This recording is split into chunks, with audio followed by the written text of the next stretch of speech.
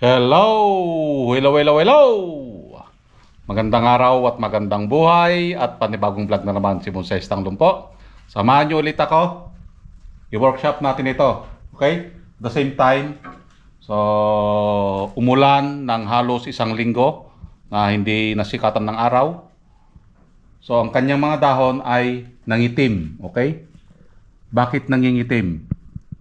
Ito yung sign na ina-aphids na ang ating halaman. Okay? Katulad nito, oh, may puti. Yan, oh, puti. Yan. Kita nyo yan? So, ibig sabihin, aphids na yan. Ano yung dapat nating gawin dito sa ating halaman? So, nakikita nyo, malago ang kanyang mga dahon. Okay? Kung ikutin natin, 360. Ito yung kanyang itsura. Yan. Okay? So, may mga part na nangingitim katulad nito. Ayan, oh. So, nangingitim siya. Yan. Ibig sabihin, aphids na yan, guys. So, ano yung dapat nating gawin dito? Okay? Ang dapat nating gawin dito ay kalbuhin. Okay?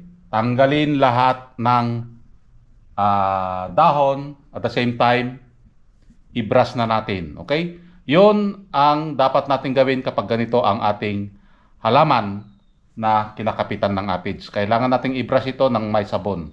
Ang pinangbabrush ko lang is yung Joy. Okay? So, umpisan natin ito na kalbuhin para ma-prevent na hindi mamatay yung kanyang mga sanga. Dahil dito, may part na dito na malapit nang mamatay. Oh. Yan, oh. Oh, 'di ba? Itim na. Okay, nagkalaglagan na. Okay, so let's start para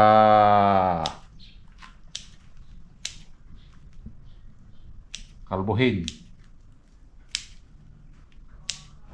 Ito ang dapat nating gawin. Lagi nating silip-silipin ang ating halamang argaw kapag ito ay palaging nag-uulan dahil ang argaw ay ayaw niya yung palaging nababasa. Agoy. Dahil may bonsai na gustong-gusto yung nababasa. Agoy. Ano daw? So, kapatawa lang tayo. So, linisan lang natin ito.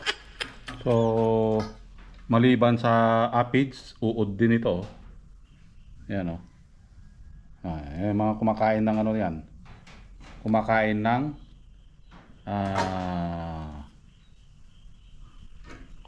ng mga dahon. Okay? Ayan. Unti-unti na nating nalilinisan at nagkakaroon ng itsura ulit. So, ituloy ulit natin.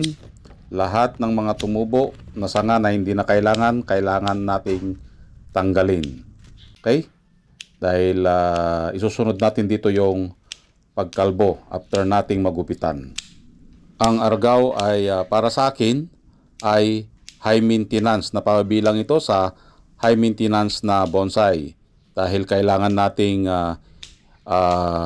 isprihan palagi ng anti-aphids dahil madalas itong kapitan. Okay?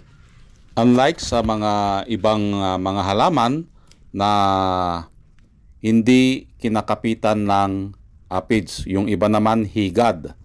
So, mas malala din yun kapag kapitan ng higad ang ating halaman. Malamang ito ay makakalbo din. Mauubos ang kanyang mga dahon. So, pisti talaga yung higad. Agoy. Then guys, nakalbo na natin. Ito na yung kanyang itsura, no? Ayan, oh. Okay? So, kailangan nating kalbuhin ito. Okay, ito yung sinasabi ko sa inyo. Ayan, oh. Nangitim. So, ibig sabihin may mga patay na dyan. So, kailangan nating kalbuhin ito. Okay? Lahat. Okay, para magpanibago. Kung ikutin natin, ito yung kanyang tsura. Okay, hindi katulad kanina, masukal. No? So, it's time to kalbo. Tapos, yung mga ibang sanga, katulad nito, kailangan nating iayos na din, i-wire. Okay? So, kalbo time. Yan, kailangan na muna nating tanggalin. So, by process, after nating magupitan, ito naman ay ating kakalbuhin. Ipasok natin dito yung finger, agoy. Ano daw? Finger. So, kapag gunting kasi ang ating gagamitin dito, mas lalo tayong matatagalan. So, kamayin na lang para mas mabilis. Dahil ilang puno yan na kailangan nating tanggalan ng dahon. Yan. So, makikita nyo dito, medyo malinis-linis na sa parting harap at dito na lang sa parting likod. So, bali yan yung pinaka dapat gawin kapag tayo ay mayroong Argao Taiwan. Madali silang kapitan ng aphids. Kaya kailangan tanggalan ng dahon. Yun. So, natapos na nating kalbuhin. Okay? Ito yung kanyang kinalabasan. Oh. So, nagkalat ang mga dahon. Okay? Ang susunod nating gagawin dito is i-brush. Okay? I-brush yung may sabon para matanggal yung aphids. Okay? At the same time, pagkatapos ma-brush, sprayhan natin ng 7. Okay? Para sigurado na mamatay ang aphids.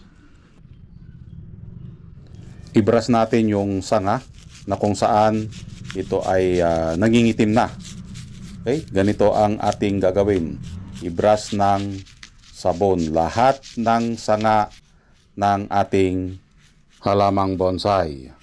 So, ganito lang ang ating gagawin. Kailangan mong tiyagain, i-brush isa-isa bawat sanga. Dahil ang aphids ay parang siya, agoy.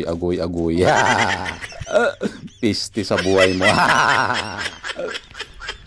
So yan guys, natapos na nating i-brush. Ito na ang kanyang itsura. Okay? So, malinis na ulit ang ating halamang bonsai. Nabrush na yung kanyang singit-singit. Yan, kung ikutin natin, ito yung magiging itsura.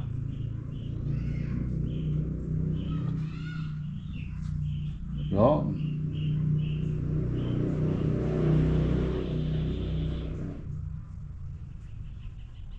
Okay? So, kunting ayos na lang ito. Okay? Ito na lang kasi yung inaantay natin noon at saka doon.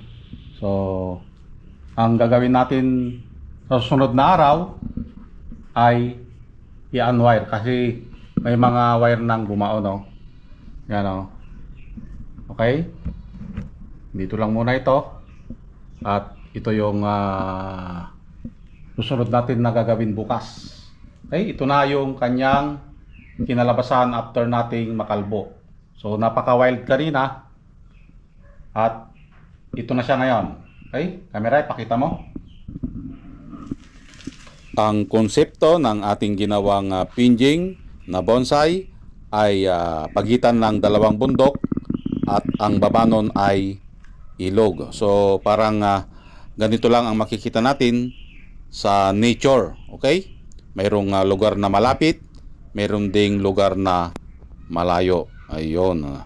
Sa madaling salita, sa pagitan ng dalawang bundok, sa baba nun, may lagusan. Ano daw? Ayun. Okay? So, nalinisan ulit ang ating halamang bonsai. So, maraming salamat at nakarating na naman tayo sa dulo ng aking video. Hanggang sa muli. Bye-bye!